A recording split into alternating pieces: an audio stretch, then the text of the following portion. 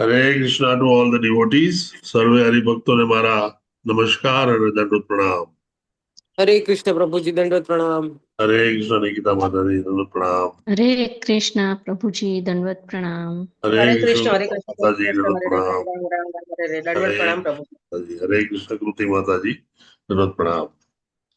આપ સૌનું વહેલી સવારના ગુજરાતીના શ્રીમદ ભાગવતમના આ ક્લાસમાં હાર્દિક સ્વાગત છે. અને આ ક્લાસીસ ઇસ્કોનના રાધા ગોવિંદ મંદિર બેંગલુરુ તરફથી લેવામાં આવે છે.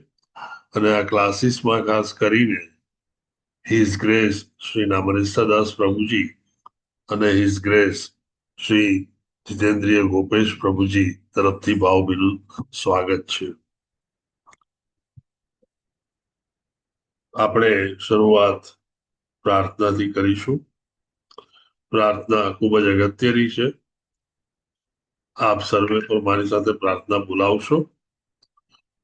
પ્રભુની દયા વગર પ્રભુ વિશે સમજવું અને સાંભળવું એ શક્ય નથી.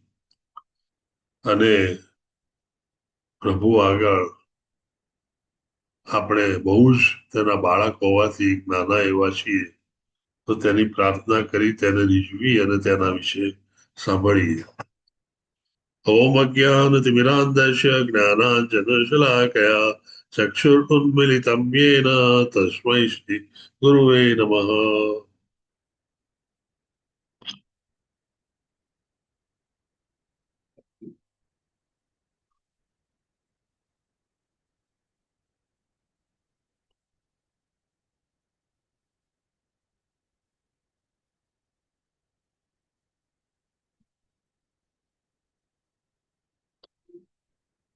श्रीचैतन्यमनोभीष्टं स्थापितं येन भूतले स्वयं रूप कदा मह्यं ददाति स्वपदान्तिकम्.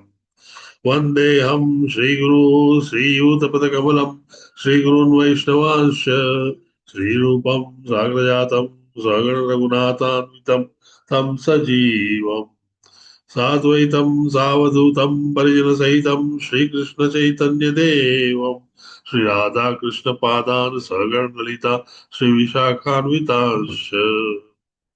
हे कृष्ण करुणा सिन्धु दीनबन्धो जगत्पते गोपेश गोपिका कान्त राधा कान्त नमोऽस्तुते. तप्त काञ्चन गौरांगी श्रीराधे वृन्दावनेश्वरी वृषभानुसुते देवी प्रणमामि हरिप्रिये. वाञ्छाकल्पतरुभ्यश्च कृपा सिन्धुभ्य एव च पतितानां पावनेभ्यो वैष्णवेभ्यो नमो नमः. नमो वैष्णवपादाय कृष्णप्रेष्ठाय भूतले श्रीमते भक्ति वेदांत स्वामिनिति नामिने. नमस्ते सारस्वते देवे गौरवाणी प्रचारिणे निर्विशेष शून्यवादी पाश्चात्य देशतारिणे. जय श्री कृष्ण चैतन्य प्रभु नित्यानंद श्री अद्वैत गदाधार शिवासादि गौर भक्त वृंद. हरे कृष्ण हरे कृष्णा हरे कृष्णा कृष्णा कृष्णा हरे हरे हरे हरे हरे राम हरे राम राम राम हरे हरे हरे. हरे. हरे कृष्ण प्रभु जी दंडवत प्रणाम. Hare Krishna to everyone. दंडवत प्रणाम. हरे हरे कृष्ण. कृष्ण हरे प्रभुजी, कृष्ण दंडवत प्रभुजी, प्रणाम. हरे कृष्ण. हरे दंडवत कृष्ण प्रणाम. प्रभुजी, दंडवत प्रणाम. दंडवत प्रणाम. Hare Krishna. Please follow me. Om नमो भगवते वासुदेवाय. ओम नमो भगवते भगवते वासुदेवाय. ओम नमो भगवते वासुदेवाय. ओम नमो नमो भगवते भगवते वासुदेवाय. ओम नमो भगवते वासुदेवाय. ओम ओम नमो नमो भगवते भगवते वासुदेवाय. देवाय. नारायणं नमस्कृत्य नरं चैव नरोत्तमम् नरं चैव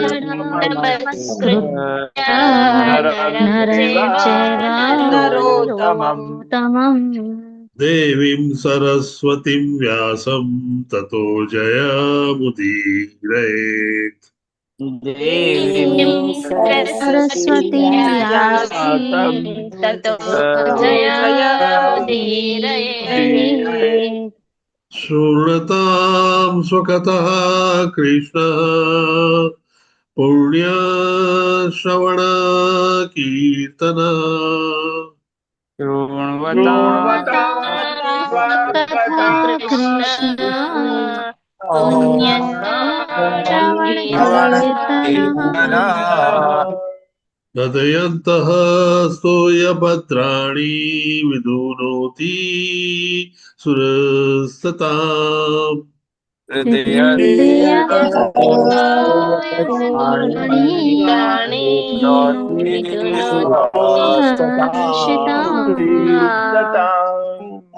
नष्टप्रायेषु भद्रेषु नित्यं भागवत सेवया श्रीषु नित्यं भगवद्सेवया भगवती उत्तम श्लोके भक्तिर्भवती नैस्त्रिकी भगवत्या श्लोके भक्तिर्भवति नैष्ठिकी। नारायणी सुनैना देवीदासी जी माता जी। हरे कृष्ण माता जी। હરે કૃષ્ણ આજના પ્રભુજી સવાર દંડવત વિશે પ્રણામ. હાજી પ્લીઝ. હરે કૃષ્ણ બધાને દંડવત પ્રણામ. આજે મંગલા આરતીમાં 109 લોકો હાજરી આપી હતી. હરિ બોલ. હરે Krishna. Thank you Hare very Krishna. હરી બોલ. Very nice. 109 ઘણો સરસ આંકડો છે. 100 ની ઉપર છીએ આપણે. Thank you very much Narayani Sunaina Devidasiji for your wonderful seva. આજે આપણે 3 શ્લોક લેવાના છે.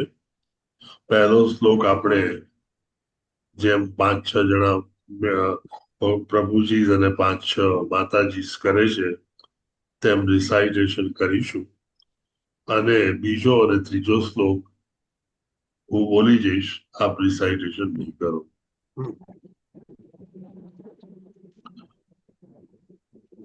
શબ્દો થોડા મેચ અને મિસમેચ છે પણ બધું ગોઠવાઈ સારી રીતે જાય છે અને એને કંઈક આ રીતે આપણે બોલાવી શકીએ.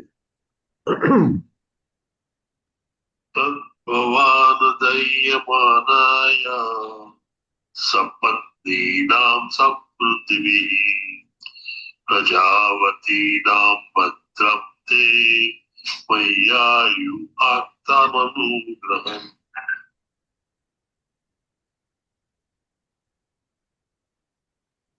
તદ્ભવાન દય્યામાનાયામ સપત્નીનામ સમૃદ્ધિભિઃ તદ્ભવાન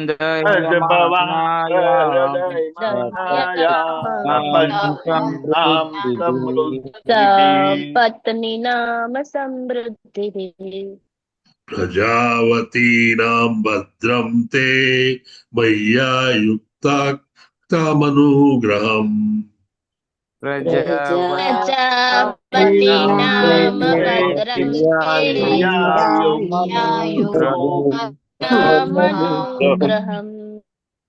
તદ્ભવાન તદ્ભવાન દય્યામાનાયામ સપત્નીનામ સમૃદ્ધિભિઃ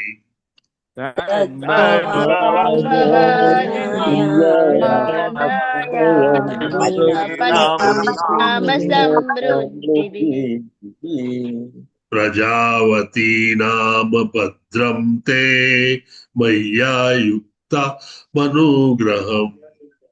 પ્રજાપતિનામ ભદ્રમ તે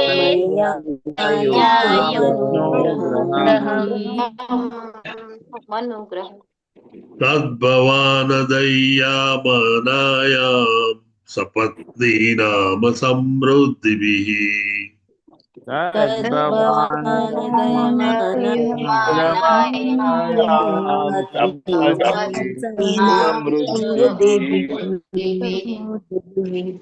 प्रजावतीनां भद्रं ते मय्यायुक्तामनुग्रहम् प्रजावतीनां भद्रते मय्यायुक्तामनुग्रहम् प्रभु जी અને પછી માતાજી तद्भवान् दह्यमानायां सपत्नीनां समृद्धिभिः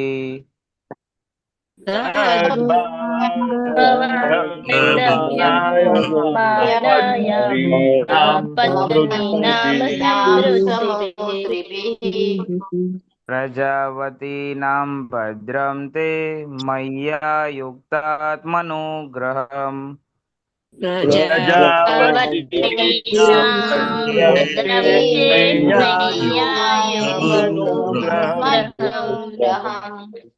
तद्भवान् दह्यमानायां सपत्नीनां समृद्धिभिः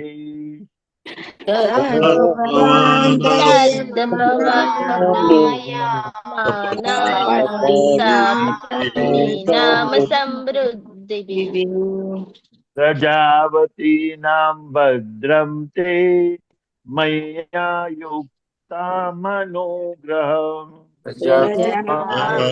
प्रजावतीनाम भद्रं ते मय्यायुक्तामनुग्रहम् Anybody else? માતાજી तद्भवन्यमानायां सपत्नीना समृद्धिभिः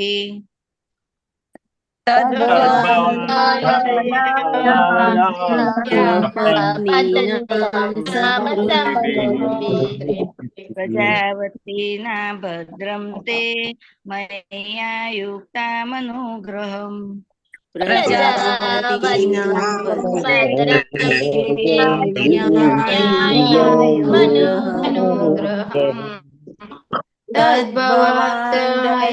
तद्भवन्तयमानायां सपत्नीनां समुद्रिभिः तद्भवानन्दह्यमानायां सपत्नीनां समृद्धिभिः प्रजावतीनां भद्रं ते मय्यायुक्तात्मनुग्रहम् प्रजावतीनां भद्रं ते मय्यायुक्तामनुग्रहम् तद्भवान् दह्यमानायां सपत्नीनां समृद्धिभिः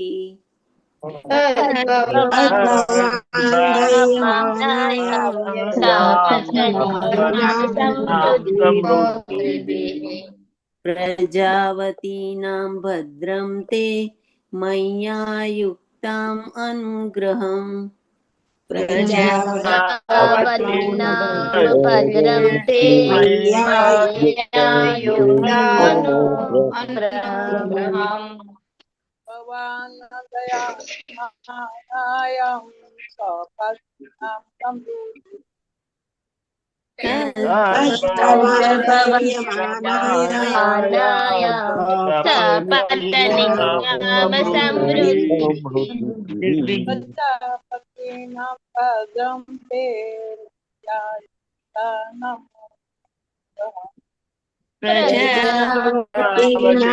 भद्रं ते मय्यायुक्तामनुग्रहम् तद्भवान् दह्यमानायां सपत्नीनां समृद्धिभिः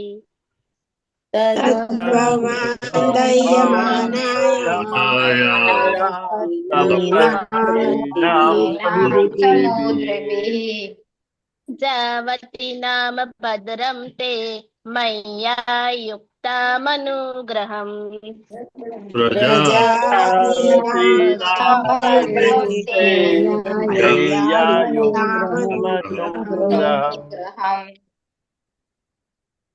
Anybody left out?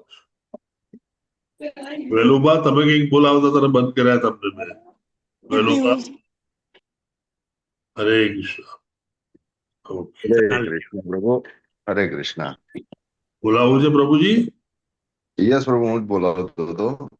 બોલાવી મારો બોલાવી. યસ પ્રભુ. કૃષ્ણ. તદ તદ્ભવાન્યહમાનાયામ સપત્નીનામ સમૃદ્ધિભિઃ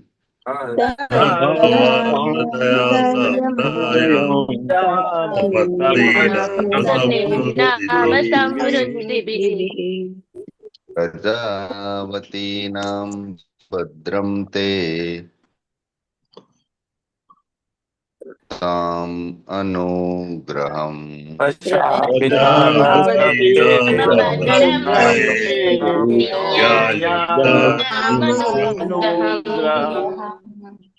ધન્યવાદ પ્રભુજી. હરે કૃષ્ણ. હરે કૃષ્ણ. તત તેથી ભવાન આપ ભગવાન આપ દહ્યમાનાયામ પીડા પામતી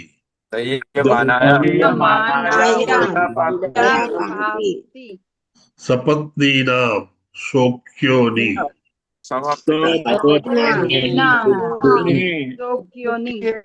સમૃદ્ધિભિઃ આબાદીથી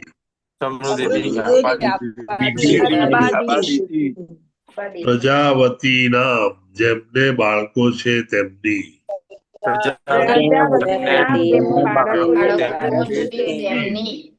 ભદ્રમ તે તમારું કલ્યાણ થાઓ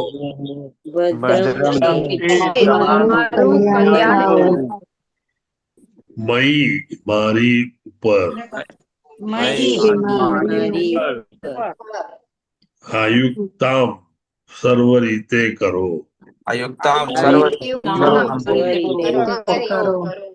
અનુગ્રહમ કૃપા अनुवाद बाय श्रील प्रभुपाद प्रभुपाद की जय.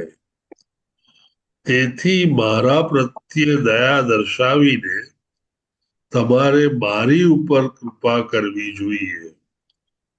હું પુત્રો મેળવવાની ઈચ્છા રાખું છું. મને મારી સંતાનવતી સુખ્યોની સમૃદ્ધિ જોઈને બહુ દુઃખ થાય છે. આ કાર્ય કરવાથી તમે પણ આનંદ પામશો.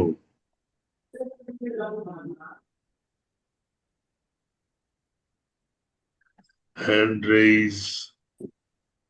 ઓહો, હેન્ડ રેઝ થયા છે.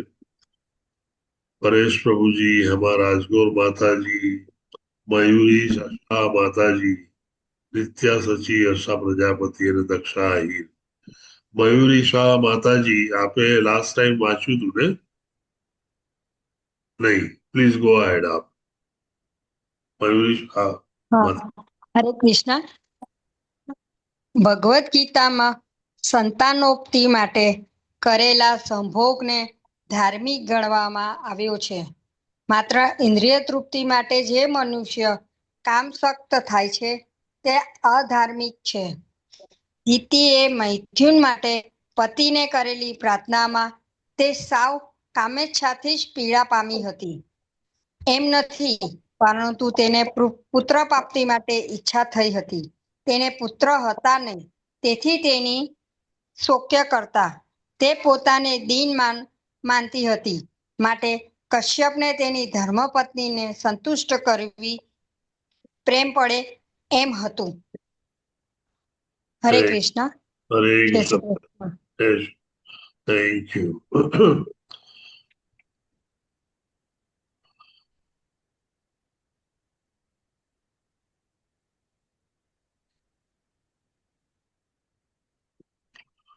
શ્લોક નંબર 12.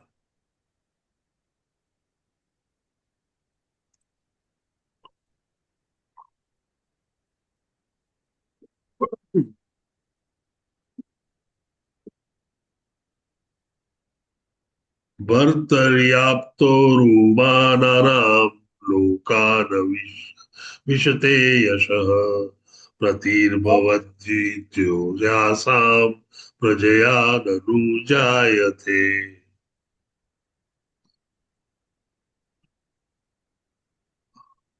ભર્તરી પતિ વડે, ભર્તરી પતિ વડે, આપ્ત ઉરુમાના નામ જે સ્ત્રીઓ પ્રેમ પામે છે, આપ્ત ઉરુમાના નામ પ્રેમ પામે છે. લોકાન લોકોમાં, લોકોમાં આવિષ્તે ફેલાવે છે, ફેલાવે છે. યશઃ કીર્તિ, પતિ પતિ, ભવત વિષ આપના જેવા,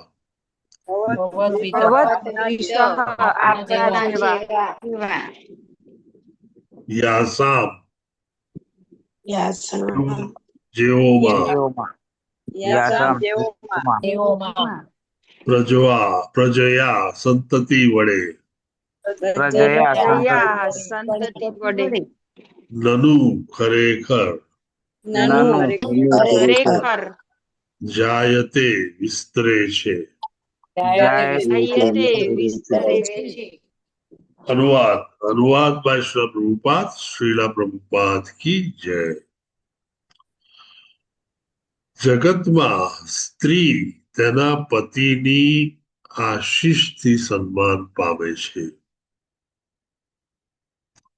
આપના જેવા પતિ સંતતિ પ્રાપ્ત કરીને સિદ્ધિ પામશે, કારણ કે આપ જીવાત્માઓના વંશ વિસ્તરણ માટે જ નિભાયેલા છો.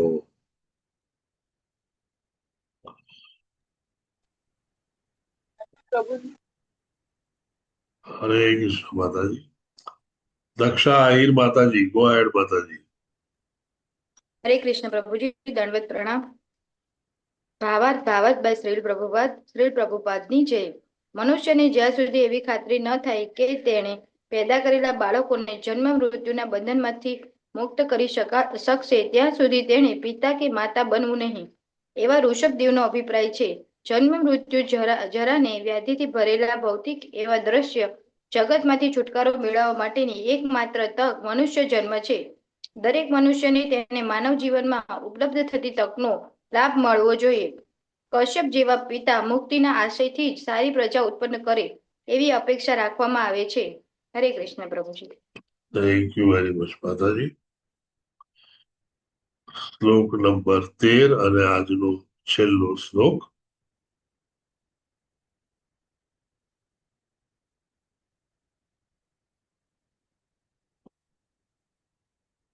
પુરા પિતાનો ભગવાન દક્ષો ધ્રુવત્સલ કમ ગૃણીત વરમ વત્સા પૃચ્છદ ન પૃથક.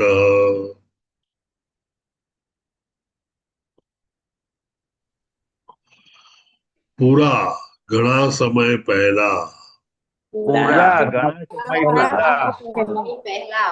પિતા પિતા, નહ અમારા, ભગવાન અત્યંત સમૃદ્ધ, દક્ષ દુહિતૃ વત્સલ દીકરીઓ પ્રત્યે પ્રેમાળ,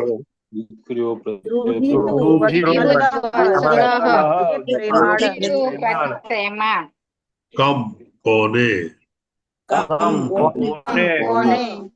વૃણિત સ્વીકારવા ઈચ્છે છે,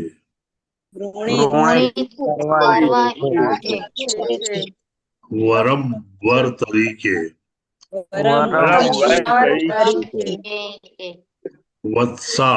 વત્સાહા એ મારા બાળકો,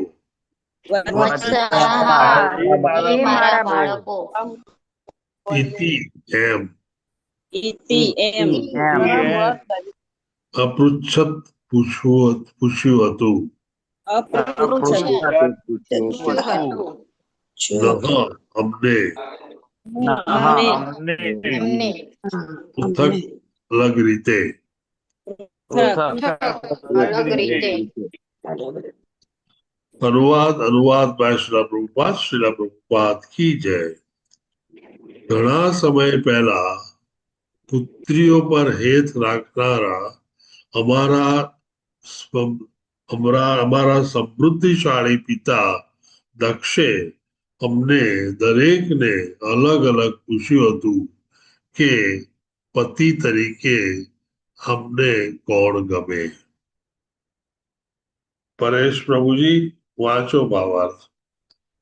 હરે કૃષ્ણ પ્રભુજી દંડવત પ્રણામ. ભાવાર્થ બાય હિઝ ડિવાઇન શ્રી શીલા પ્રભુપાદ. શ્રી શીલા પ્રભુપાદ નો જય હો. આ શ્લોક પરથી જણાય છે કે પિતા પુત્રીઓને પતિની મુક્ત પસંદગીની રજા આપતા પણ મુક્ત સહચારની છૂટ આપતા ન હતા. જે તેના કાર્યોથી તથા વ્યક્તિત્વથી પ્રખ્યાત હોય એવા પતિની પસંદગી જણાવવા માટે પિતા પુત્રીઓને અલગ અલગ પૂછતા. અંતિમ નિર્ણય પિતા કરતા. હરે કૃષ્ણ પ્રભુજી દંડવત પ્રણામ. શીલા પ્રભુપાદ નો જય હો. થેન્ક યુ પરેશ પ્રભુજી.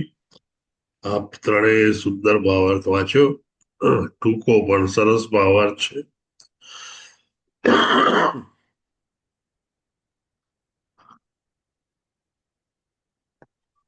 આજે આપણે આ 3 શ્લોકોમાં દક્ષની પુત્રી દીતિ, દક્ષને 2 પુત્રીઓ દીતિ અને અદિતિ. દીતિ કશ્યપ મુનિને પરણેલી અને તે અહીંયા આગળ તેની પરિસ્થિતિની જુદી જુદી રીતે વર્ણન કરી રહી છે.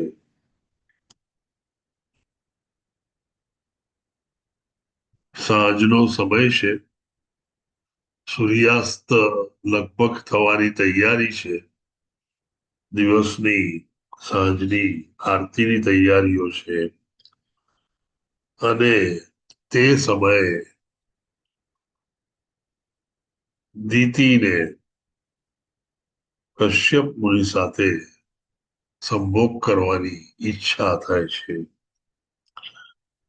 ઈચ્છા, ભૌતિક ઈચ્છાઓ એવી વસ્તુ છે કે જો તેની પર કાબુ ન મેળવ્યો હોય તો તે લગામ વગરના ઘોડાની જેમ ખૂબ જ પ્રબળ બનતી હોય છે. આમ દીતિની ઈચ્છાઓ તે જેમ જેમ વર્ણવતી જાય છે તેમ ખૂબ જ પ્રબળ બનતી જાય છે.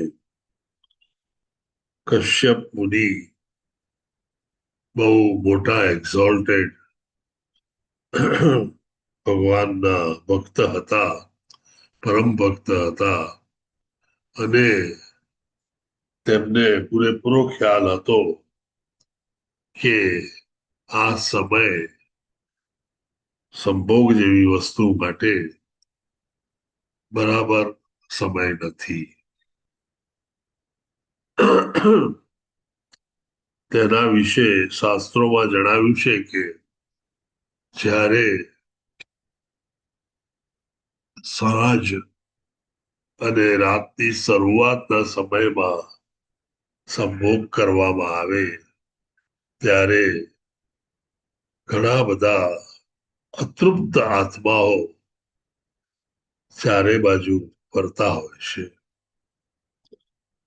આને વિશે થોડી વાત કરીએ તો સામાન્ય જેને આપણે શરીર બદલવું કહીએ, મૃત્યુ પછી આત્મા તેના સાથે મન, અહંકાર અને બુદ્ધિ લઈને આગળ વધતો હોય છે.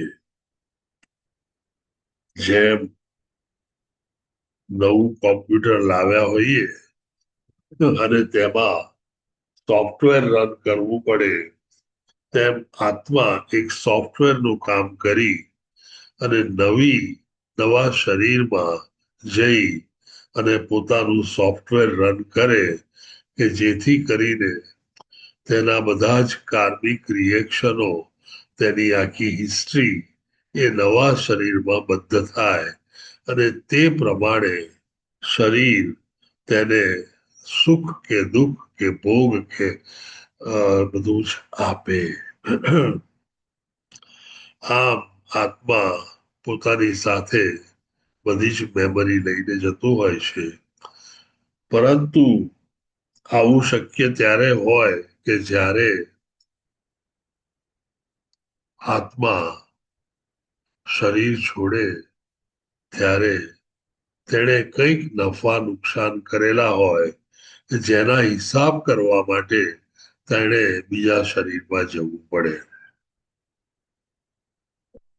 પરંતુ કેટલાક દુરાત્માઓ તેમના જૂના શરીરમાં અનેક ખરાબ કામો કરેલા હોય અને આ બધી જ ખરાબ ઇમ્પાયસ એક્ટિવિટીઝ કહેવાય, જેને સાદી ભાષામાં જેને નરાધમ કહી શકાય કે મૂર્ખ કહી શકાય, એવા લોકોને ઘણીવાર ભૌતિક શરીર મળતું નથી.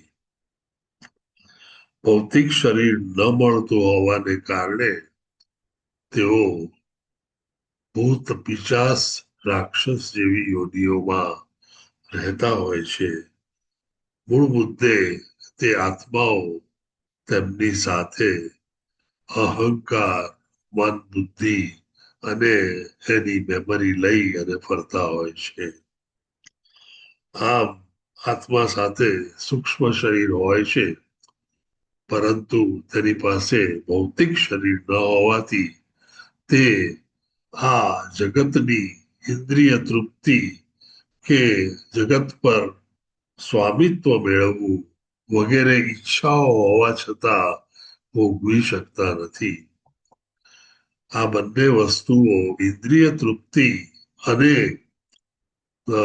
જગત પર સ્વામિત્વ રાખવું, એ જો તમારી પાસે ભૌતિક શરીર હોય તો જ તમે કરી શકો. આત્મા કોઈને દેખાતો નથી. આમ ભૌતિક જગતમાં જો તમારી ભૌતિક પ્રેઝન્સ ન હોય તો તમે આમાંનું કંઈ કરી શકો નહીં. આમ તેમની સર્વે ભૌતિક ઈચ્છાઓ તૃષ્ણાઓ તરીકે જ રહે છે અને તેઓ સતત વ્યથિત અને ખૂબ જ દુઃખમાં હોય છે. ભૌતિક શરીર જ્યારે ન મળે ત્યારે આત્મા સતત પેઇનફુલ કન્ડિશનમાં અને સતત તૃષ્ણાઓથી અગ્નિ બળતો હોય તેમ બળતો રહેતો હોય છે. આવા કેટલાક આત્માઓને શિવજી પોતાની કૃપાથી મળી શકે તેવું ભૌતિક શરીર આપવામાં મદદ કરતા હોય છે. અને સામાન્ય રીતે જ્યારે સંભોગ સાંજ સૂર્યાસ્ત વખતે કે રાત્રિના પહેલા પ્રહરમાં થાય ત્યારે આવા આત્માઓ દ્વારા નવા શરીરમાં પ્રવેશે તેવું બનતું હોય છે. કશ્યપ મુનિને આ વાતની પૂરી ખબર છે, પરંતુ દિતિને આના વિશે બહુ જ્ઞાન નથી. આમ દિતિ એક પછી એક કારણો મૂકી અને સમજાવી રહી છે કે તેની જે ઈચ્છા છે તે ઈચ્છા બહુ જ વેલિડ ઈચ્છા છે અને એ વેલિડ હોવાથી તેને કશ્યપ મુનિએ સંતોષવી જોઈએ. કશ્યપ મુનિ ચોખ્ખી ના નથી કહી શકતા, કારણ કે મનના કોઈ ગુણે તેમને પણ તે કરવામાં થોડોક આનંદ આવશે તેવી કલ્પના છે.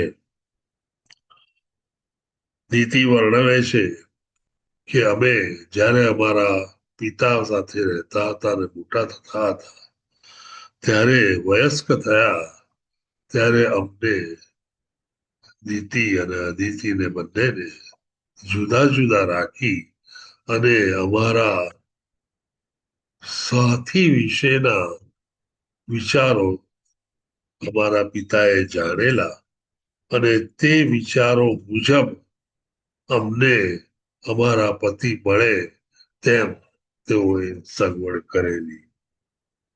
ટૂંકમાં નીતિનું કહેવું છે કે તે ખૂબ જ તેના પિતાજીને પ્રેમ કરતી હતી. તેના પિતાજી પણ તેને ખૂબ જ સારી માવજતથી રાખતા અને તેના કલ્યાણ વિશે હંમેશા વિચારતા હતા. આપણે ત્યાં આપણા વૈદિક શાસ્ત્રોમાં કહેવામાં આવ્યું છે કે સ્ત્રીઓ એ ખૂબ જ અગત્યની સંસારની અગત્યની વ્યક્તિ છે અને તેની સાર સંભાળ બીજા કોઈ પણ જીવિત આત્માઓ કરતા કે જીવિત શરીરો કરતા વધારે સારી રીતે રાખવી જોઈએ અને તેથી નાનપણમાં તેમને એક્સ્ટ્રા કેર માતા પિતા આપતા હોય છે. જોવાનીમાં તેમને તેમના પતિદેવ તરફથી પ્રોટેક્શન મળે છે અને જ્યારે તેઓ ગળપણમાં હોય ત્યારે તેમના પુત્રો તેમની માતાને સાચવી અને સંભાળી રાખતા હોય છે. આમાં ક્યાંય સ્ત્રીઓ નીચી છે અને પુરુષો ઊંચા છે એવું નથી.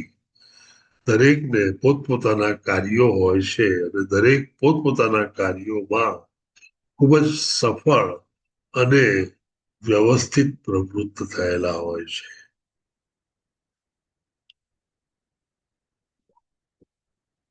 નીતિ પોતાની આર્ગ્યુમેન્ટ આગળ લઈ જતા કહે છે કે હું પણ માતા બનવા ઈચ્છું છું. તેના બીજી બધી જેને શોક્ય કહેવાય બીજી બધી પત્નીઓ જો બાળકો ધરાવતી હોય અને બાળકો સાથે રમતી હોય તો દીદીને પોતાને પણ અદેખાઈ આવે અને તેને એમ થાય કે I also have a right, મારો એ હક છે કે હું પણ બાળકોને જન્મ આપું, મોટા કરું અને તેમની સાથે રમું. આમ નીતિ લોજિકલી અને વ્યવસ્થિત રીતે કશ્યપ મુનિને જણાવે છે કે તેમણે આ માટે જરૂર વિચારી અને પ્રયત્ન કરી અને તેને એક બાળક સોંપવું જોઈએ. કૃષ્ણ કોન્શિયસ મુવમેન્ટમાં પણ આપ જાણો છો અને વૈદિક જીવનમાં પણ જ્યારે સ્ત્રી અને પુરુષનો સમાગમ થાય તે ફક્ત બાળક મેળવવાનું હોય ત્યારે જ કરવો એ ધર્મ પ્રમાણે બરાબર છે. ફક્ત જાતીય સુખ માણવા માટે આવા સમાગમો કરવા એ આપણા ધર્મમાં અયોગ્ય ગણાવ્યું છે. આમ અહીંયા આગળ નીતિનો કોઈ પણ એવી ઈચ્છા નથી કે તેને જાતીય સુખ માણવું છે. ભલે પછી એ હોય પણ અહીંયા દર્શાવતી નથી અને કહે છે કે મારે તો પુત્ર કે પુત્રી જોઈએ છે અને તેથી હું આપને તમારી સાથે સંબંધ બાંધવા માટે હું આપને ઉત્સાહિત કરું છું. માતા પિતાઓ બાળકને ત્યારે જ જન્મ આપે કે જ્યારે તેઓ પોતાની જાતને સક્ષમ સમજી શકે કે એ બાળકોને તેઓ પૂર્ણપણે મોટા કરી દેશના એક સારા નાગરિક બનાવી એને બધી જ જરૂરિયાતો પૂરી કરી, એટલે કે એને ભણાવી કરી મોટો કરી વ્યવસ્થિત રીતે સેટ કરી અને તેના લગ્ન કરી અને પછી તેનું કુટુંબ તેને ચલાવવા આગળ મોકલવું એટલી હદ સુધી બધાએ કરવું એ જરૂરી છે. પણ શિલા પ્રભુપાદ અહીંયા આગળ એક બીજો પણ બમરો મૂકે છે.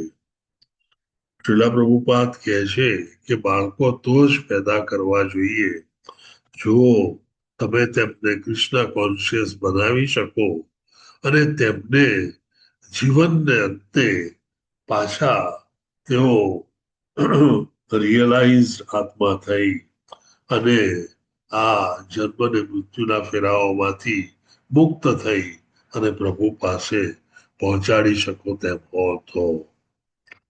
ટૂંકમાં માતા પિતાની ફરજ ફક્ત બાળકને પેદા કરીને મોટું કરવું અને તેની ભૌતિક જરૂરિયાતો પૂરી પાડી તેને પરણાવી અને તેના ભૌતિક સુખોને વિચારી તેને ભણાવી ગણાવી અને તેને સારી નોકરી અપાવવી એટલું જ નથી.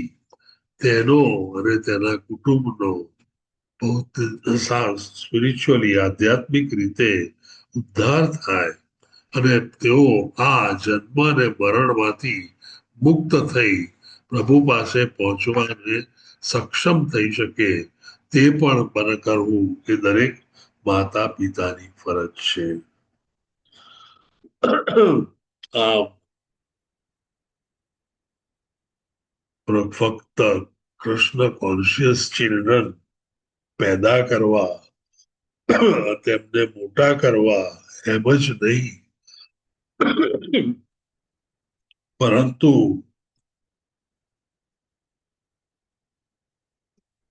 તેમને આગળ ઉપર પોતાની જાતને આધ્યાત્મિક જગત તરફ લઈ જઈ અને આ બધા જ ફેરાઓમાંથી મુક્ત થઈ પ્રભુ પાસે પહોંચી અને પ્રભુની ભક્તિ અને સેવા સતત કરતા રહેવું તે શીખવાડવું એ દરેક માતા પિતાનું કામ છે. આપણે જાણીએ છીએ કે આપણે મનુષ્ય હોવાને લઈને આપણે 4 પ્રોબ્લેમ હોય છે. પહેલું, આપણે મોહમાં હોઈએ છીએ. બીજું, આપણે સતત ભૂલો કરીએ છીએ. ત્રીજું, આપણે સતત કોઈને ને કોઈને છેતરવાનો પ્રયત્ન કરીએ છીએ. અને ચોથું, આપણી ઇન્દ્રિયો એ સક્ષમ ઇન્દ્રિયો નથી, ખૂબ જ અપૂરતી ઇન્દ્રિયો છે. આ 4 વસ્તુને કારણે બદ્ધ જીવ સતત જન્મ મૃત્યુ અને જરા અને વ્યાધિથી પીડાતો હોય છે. એક પછી બીજા સાયકલમાં ક્યારે એ પાછો પહોંચ્યો તેની તેને ખબર રહેતી નથી, કારણ કે તે પાછળનું બધું જ ભૂલી જાય છે. આપણે અબજો જન્મો લીધા હશે પણ અત્યારે તો આપણને ફક્ત આ જન્મનું જ યાદ છે. તેમાં પણ શરૂઆતના 2-5 વર્ષનું તો કદાચ કશું જ યાદ નહીં હોય. આમ આપણી યાદ શક્તિ, આપણી ઇન્દ્રિયો અને આપણી શક્તિઓ ઘણી જ લિમિટેડ હોવાને કારણે આપણે ટોટલી પ્રભુ પર ડિપેન્ડન્ટ હોઈએ છીએ.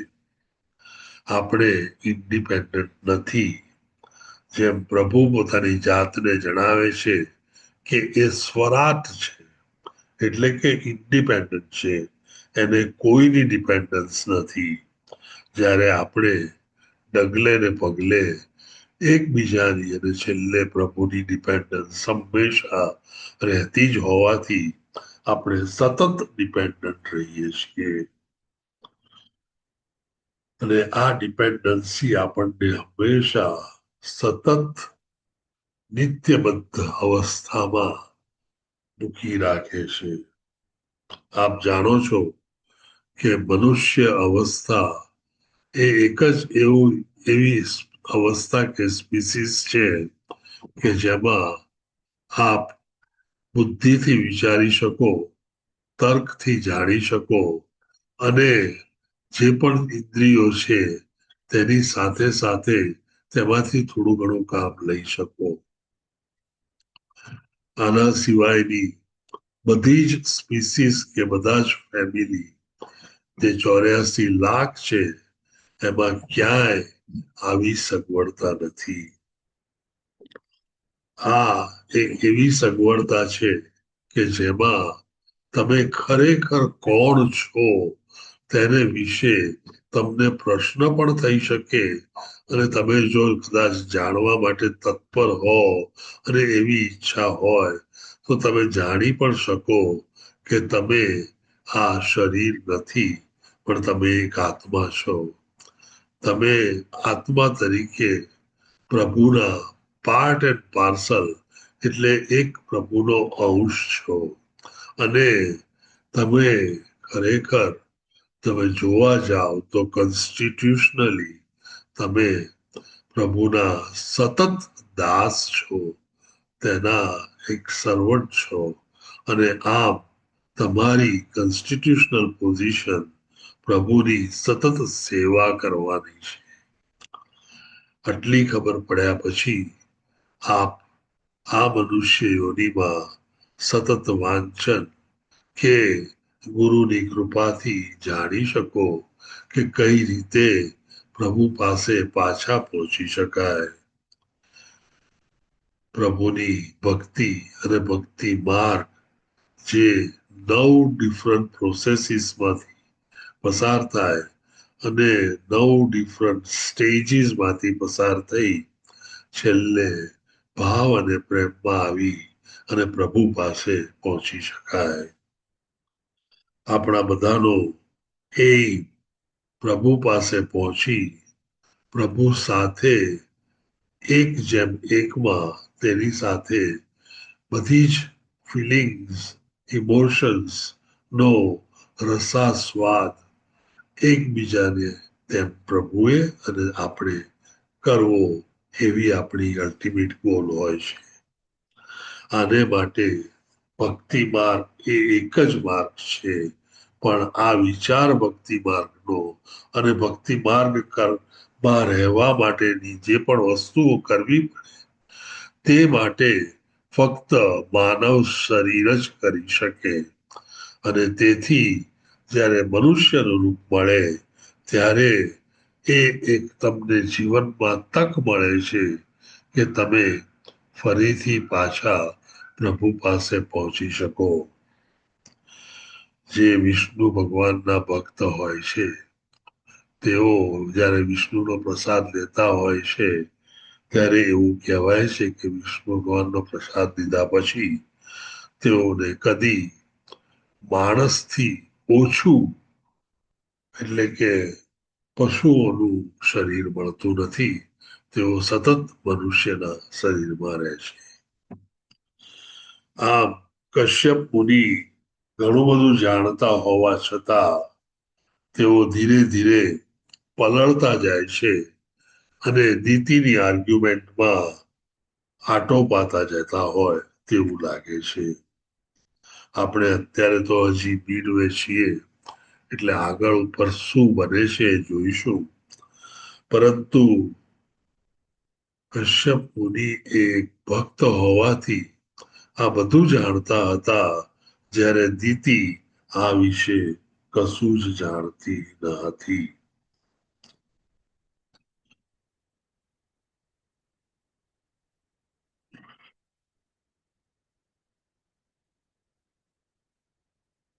દીતિ તેની આર્ગ્યુમેન્ટમાં આગળ વધીને કહે છે કે પતિ તરીકે તમારી એ ફરજ છે કે તમે તમારી પત્ની એટલે કે મને સંતુષ્ટ કરો, અને આજે મને જ્યારે કામ ઈચ્છા થઈ છે ત્યારે મને સંતૃપ્ત કરવી એ તમારી જવાબદારી છે.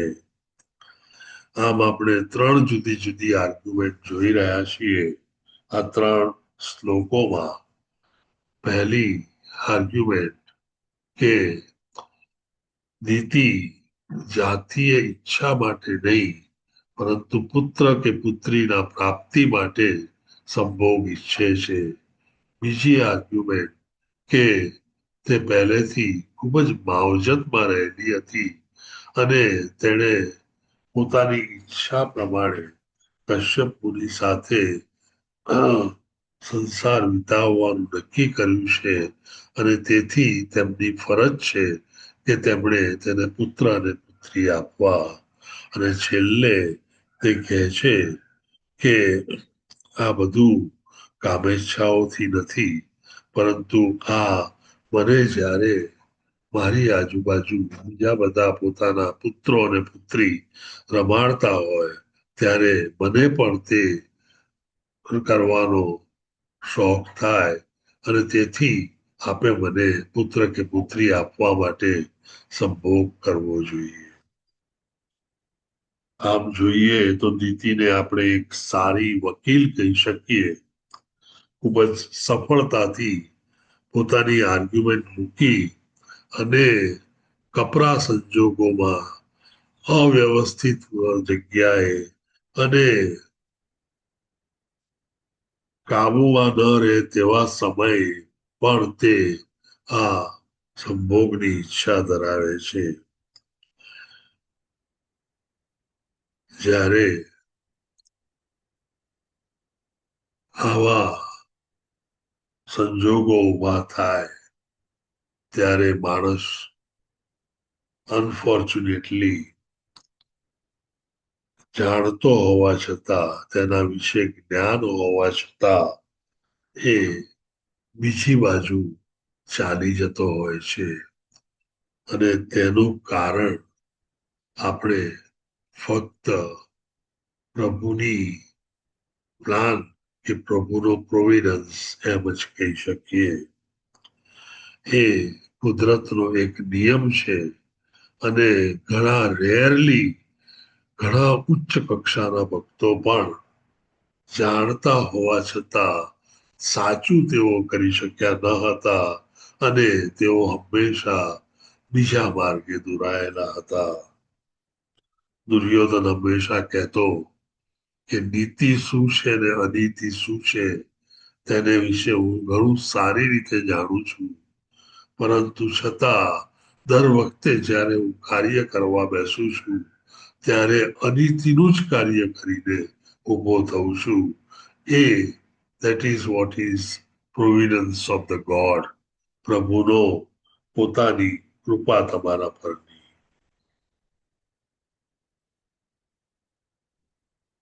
આમ સતત આપણે બધા ધર્મ અને અધર્મ વચ્ચે એક જાતના ઝોલા ખાતા હોઈએ તેવી રીતે નિત્ય બધા આત્માઓ જીવતા હોય છે. અને ઘણા લોકો, મોટા ભાગના લોકો ધર્મ શું છે એ પણ સમજી શકતા નથી. આપણે ઘણા નસીબદાર છીએ કે આપણે જાણ્યું કે ભગવત ધર્મ શું છે. ભગવત ધર્મ એ આપણો વર્ણાશ્રમ પ્રમાણે નક્કી થયેલી જવાબદારી, અને એ જવાબદારીને પ્રિસ્ક્રાઇબ ડ્યુટી કહેવાય. તેને સિન્સિયરલી અને સારી રીતે કરવી જોઈએ. એ જ ભાગવત ધર્મ છે. ધર્મમાં ક્યાંય કશું ભૌતિક વસ્તુ મેળવવાની હોય જ નહીં, નહીતર પછી એ ધર્મ નથી, પરંતુ એ બિઝનેસ થઈ જાય છે.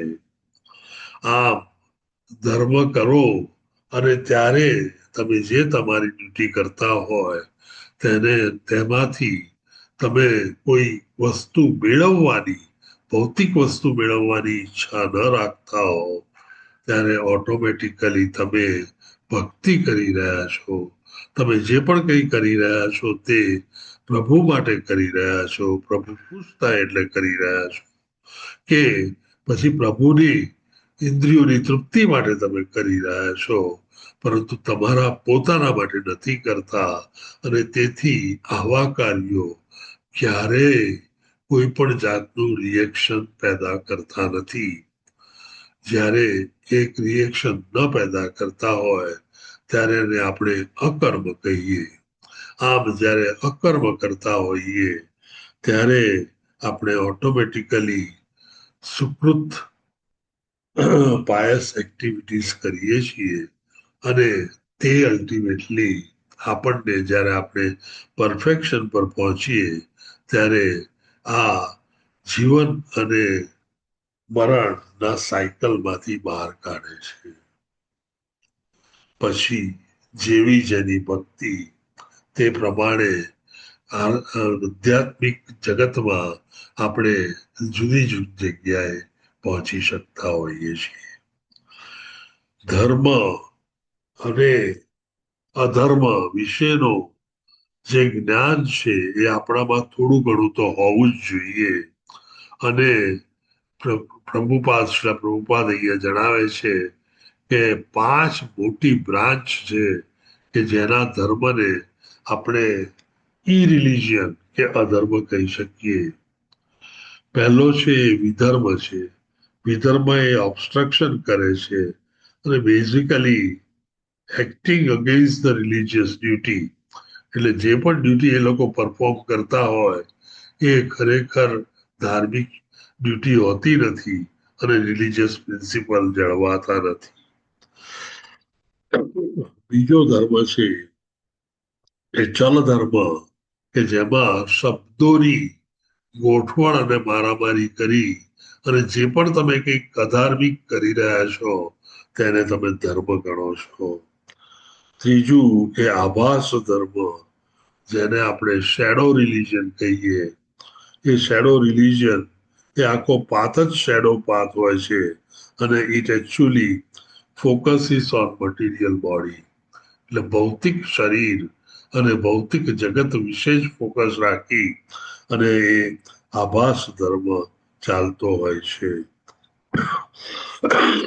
ચોથો પરધર્મ, કે જેમાં રિલિજિયસ પ્રિન્સિપલ્સ એ ઓથોરાઇઝ નથી હોતા. હું જે પ્રિન્સિપલ સારો ગણું તેને હું માની અને પાળું તો એ ઓથોરાઇઝ ન કહેવાય. એવા રિલિજનને પરધર્મ કહેવામાં આવે છે. અને ઉપધર્મ એટલે એક જાતનો પ્રિટેન્ડિંગ, ખરેખર ધર્મ નથી પાળતા પણ એક પ્રિટેન્સ કરી અને ધર્મ પાળતા હોય એવો ઢોંગ કરીએ છીએ. ખરેખર ધર્મ મેં જણાવ્યું તેમ ભગવત ધર્મ એ ધર્મ છે અને વર્ણાશ્રમ પ્રમાણે આપણે આગળ વધી શકીએ છીએ. આ ધર્મ આપણને આપણા હૃદયને ચોખ્ખું કરે છે અને તેને કામ અને લોભથી વંચિત કરી દે છે. અને આપણે અલ્ટિમેટલી એક શુદ્ધ તત્વમાં ફેરવાઈએ છીએ અને એ શુદ્ધ તત્વ પછી આપણને આપણા રિયલ ગોલ તરફ લઈ જાય છે.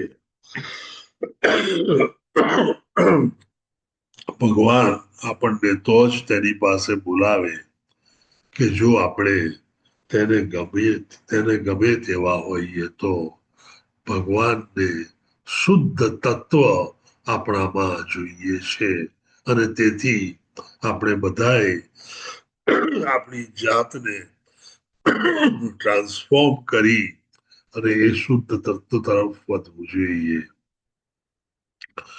હા, પ્રભુ એવું ઈચ્છે છે કે આપણામાં આવી સુંદર ક્વોલિટીઝ ડેવલપ થાય અને તેને માટે આપણે સતત હંમેશા જાગૃત રહી અને તે તરફ આગળ વધવું જોઈએ. Any question, any doubt, any queries, any revelation, any? હરે કૃષ્ણ પ્રભુજી. હરે કૃષ્ણ હા, પ્રભુજી. હરે પ્રભુજી, દંડવત પ્રણામ પ્રભુજી. જી પ્રભુજી બોલો. હરે કૃષ્ણ પ્રભુજી. આપણે લેવલ 1 ની અંદર જે બધી એક વાર્તા આવતી દક્ષ પ્રજાપતિની, તો એમને એક દીકરી માં પાર્વતી પણ ખરા ને કે જે શિવજીની સાથે આપણે એમની થયેલા હતા. તો આમાં કેમ બે જે દીકરી બતાવે છે, દીતિ ને અદિતિ? એકચ્યુઅલી દક્ષ ઘણા બધા છે.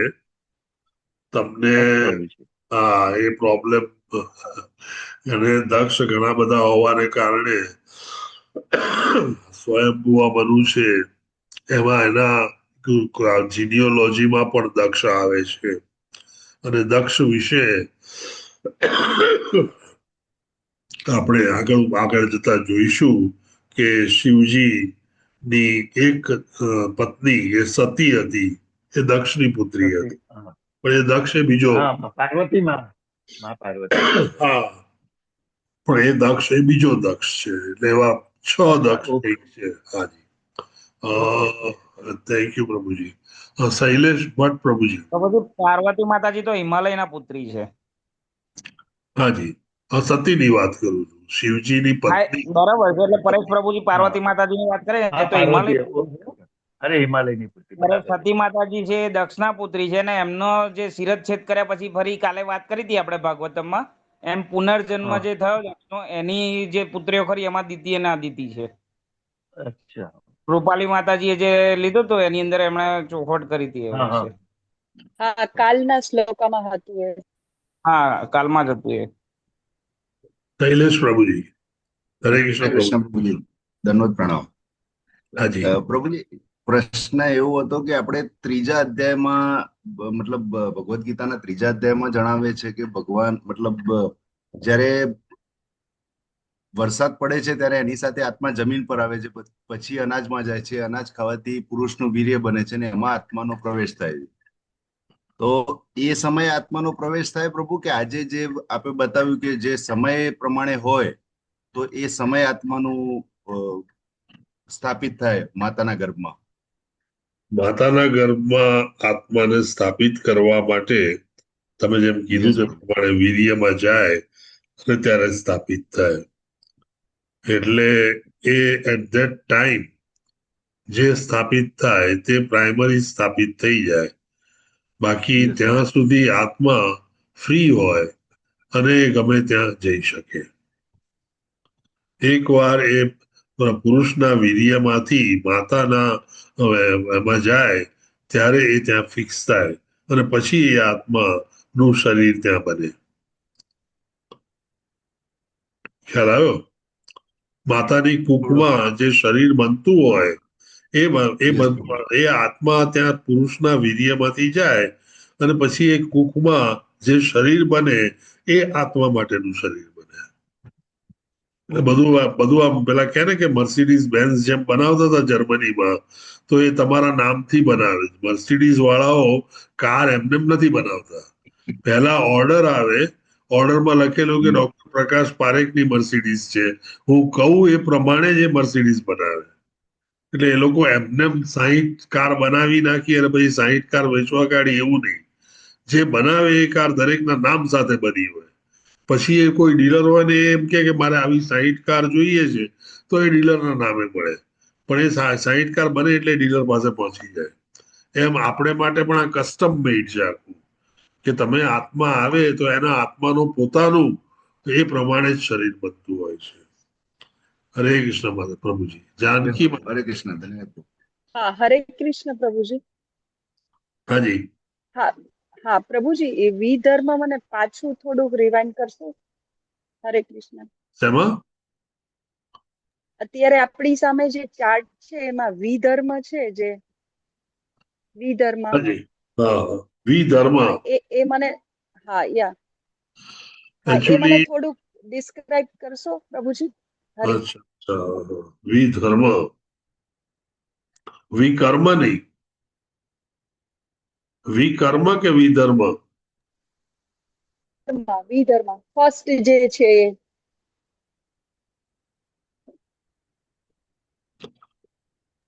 વિધર્મ ધર્મ એટલે પ્રભુજી અને basically acting against one's own religious duties or performing a sinful act in religious name.